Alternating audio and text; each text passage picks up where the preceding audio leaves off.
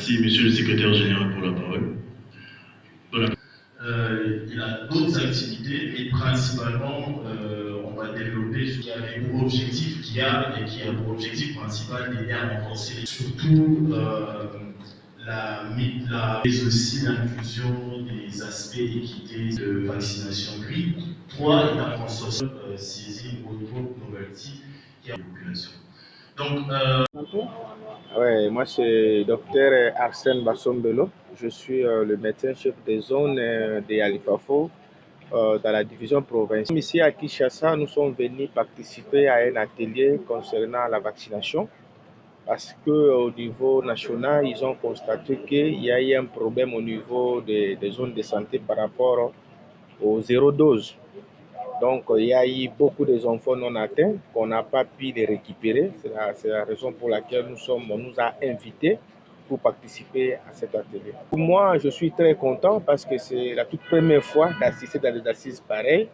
Et ce sont des assises qui nous font quand même rehausser un niveau. Et puis, à partir de cet atelier, je pense que nous allons essayer aussi d'améliorer notre façon de travailler afin que nous puissions récupérer tous les enfants non atteints au niveau des aires de santé.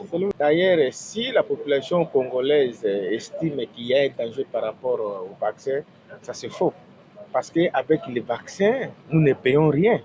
Mais les partenaires contribuent beaucoup d'argent pour nous aider afin que nous soyons protégés par rapport à d'autres maladies. Prenons par exemple les cas du BCG comme un antigène.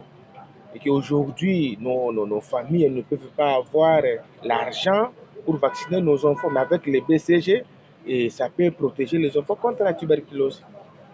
Le message que je vais lancer aux mamans et au peuple congolais, et précisément ma population de la Tchouapa et la zone de santé de Yalifafou, j'aimerais que tous les peuples congolais, toute la communauté de Yalifafou et de la Tchouapa se donnent cette chance que tous les enfants soient vaccinés. Il n'y a pas un problème par rapport à la vaccination. Vaccinons les enfants pour que nos enfants aient une... Bonjour.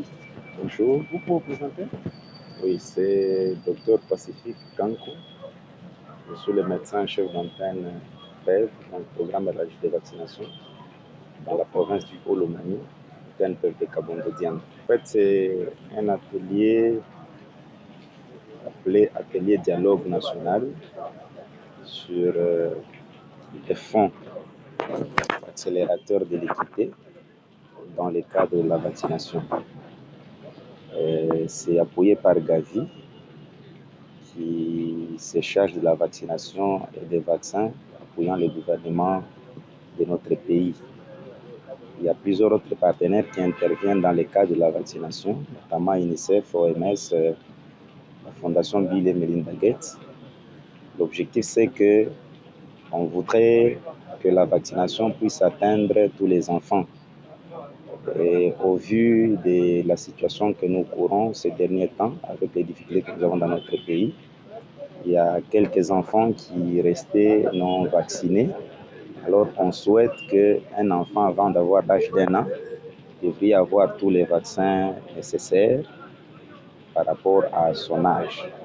Alors au vu des enquêtes qui ont été menées, on a trouvé qu'il y avait un certain nombre d'enfants qui restaient non vaccinés jusqu'à avoir atteint l'âge de plus d'1 année.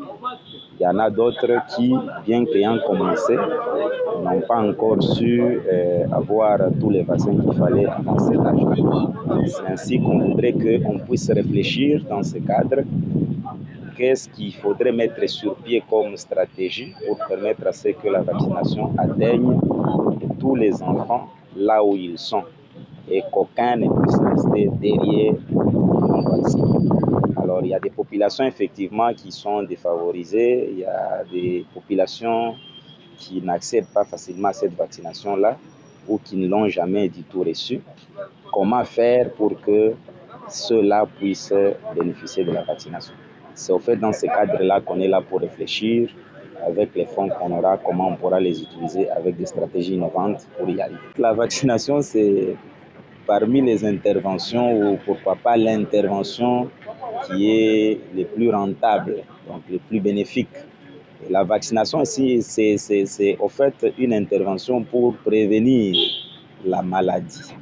Donc, s'il y a eu la vaccination, c'est pour qu'on puisse réduire la survenue des maladies évitables par la vaccination, ainsi que les décès liés à ces maladies-là. C'est notamment la rougeole et d'autres maladies qui sévissent le plus souvent en termes d'épidémie dans notre pays. Donc, il n'y a aucune conséquence, mais au contraire, il y a des avantages.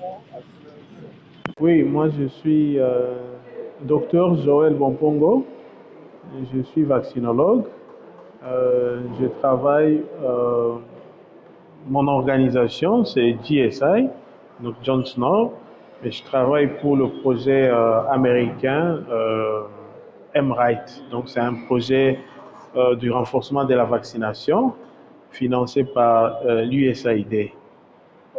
Ok, en résumé, c'est cet atelier, parce que c'est le premier jour, c'est un atelier d'échange, parce que le but c'est de s'aligner à un financement Gavi, un financement qui se consacre à l'équité de la vaccination. Donc on s'est rendu compte que dans la vaccination, tout le monde ne bénéficie pas de même service de cette vaccination. Alors, on devrait tenir compte de l'équité. Et l'équité est différente de l'égalité parce qu'avec l'équité, on tient compte des spécificités, des contextes de chaque endroit, de chaque personne et de chaque situation. Et Gavi a rendu disponible un fonds pour que tous les partenaires qui soutiennent le programme élargi de vaccination à travers le ministère de la Santé puissent s'aligner. Et aujourd'hui, c'était 2 échanges. Chaque partenaire devrait présenter au ministère de la Santé, devant le secrétaire général, ce qu'il a comme expérience, pour voir comment positionner par rapport à ces fonds et servir d'expert au PEV pour l'assistance technique par rapport à l'équité dans la vaccination. Voilà.